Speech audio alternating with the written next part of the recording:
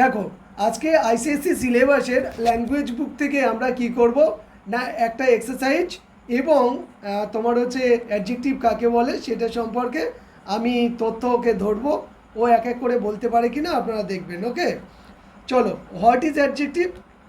An adjective is used to describe a noun or a pronoun. It can tell us many things,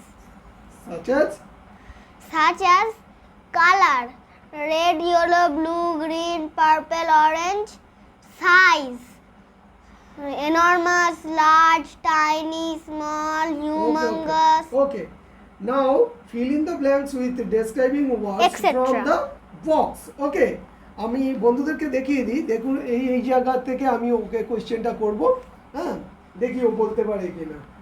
A dash boy, A young boy, a dash knife, a sharp knife, a dash rainbow, a colorful rainbow, a dash sweater, a woolen sweater, a dash kitten, a cute kitten, and dash woman, an old woman, a dash river, a blue river, a dash parrot, a green parrot, a dash table, a wooden table, a dash elephant. a huge elephant.